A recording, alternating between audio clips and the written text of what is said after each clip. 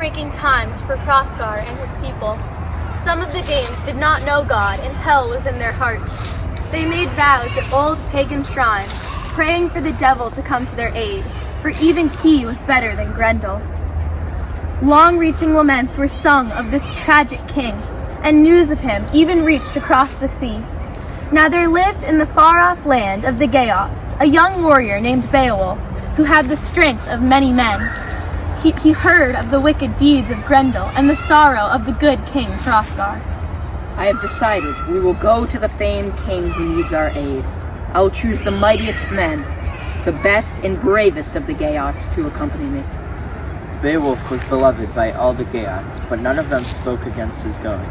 They knew his strength of body and will, and the omens were good, so they urged the adventure on.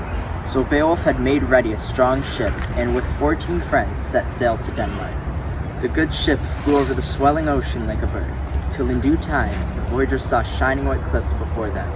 Then they knew their journey was at an end. They thanked God that they had had a safe voyage. There, Hrothgar's guard, who watched the seas from his tall tower, spied them. He set off to the shore, riding on horseback and brandishing a huge spear. Who are you bearing arms and openly landing here? Before you take a step forward, I am bound to know from whence you came. Listen to my plain words and hasten to answer me. We come here as friends. We come to rid good King Hrothgar of his wicked enemy, the Grendel. Then it is good that you have come here, but I am afraid death is all that you will find. The guard led them on to the king's haunted hall. Downhill they marched together with rushing sound of voices and armed tread, until they saw Harrod's hall shining like gold against the sky. Harrod. I've heard many tales of its beauty. And now you see it. These dark days, it is a place of misery and woe, but at once leapt with life. Head for the main doors. It is time for me to go. May the Father of all keep you safe. For I myself must return to my tower to guard the coast. The street was paved with stone, and Beowulf's men marched along, following it to the hall, their armor shining in the sun and clanging as they went. The mead hall guard stopped Beowulf and his men and sent word of his arrival inside to the king. The noble returned with the king's answer. The king commands me to kill you, and he knows of your noble birth. You've come bravely over sea roads, and you are welcome. Now go to him as you are, in your helmets and armor. But leave your battlefields and spears here. You would have us go in without our weapons? Let them lie here waiting for the promises your words have made. A few of you stay here with the weapons. They entered the great hall with measured tread, Beowulf leading the way. His mail armor shone like a golden net, and his look was high and noble. He greeted Lord of the Danes. Hail Hrothgar.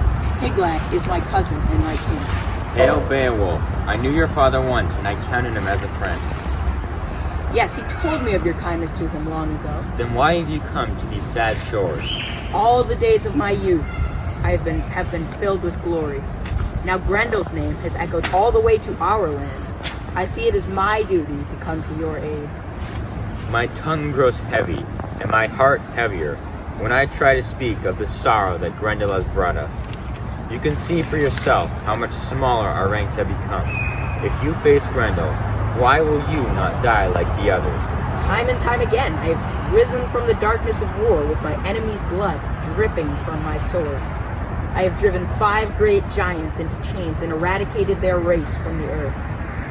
I swam in the blackness of night, hunting monsters in the ocean deeps, killing them one by one.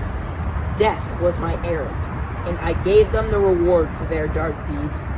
Now Grendel and I are called together, and I shall be victorious. Ha! Many times have I heard words such as these. My own men have gained courage from too much ale, and sworn to stay in this hall after dark. But then the morning light shows the tables and benches drenched with blood. Noble king, since I have come so far, grant me a single request. Let my men and I alone purge this hall of its evil beast. Many have tried, many have failed. No one can stand against the claws of Grendel. I will stand. And I have heard that the monster's scorn of men is so great that he fears no weapon, and neither does he need a weapon to accomplish his kill. It is true. And then neither do I. My king might think less of me if I let my sword do my killing for me, and if I hid behind a shield. My hands alone fight for me. God must decide who shall lead the company. These words impressed the old king. These are brave words. You do not fear death. If it is my time, the monster can carry my bloody flesh to his den and crunch upon my bones. There will be no body to bury, no corpse to mourn over. My only request is that you send the hammered nail of my armor to my king Beowulf. Fate will unwind as it must. We shall have a banquet in Beowulf's honor. We will toast of his victories and talk of the future. Tonight he faces the mighty foe.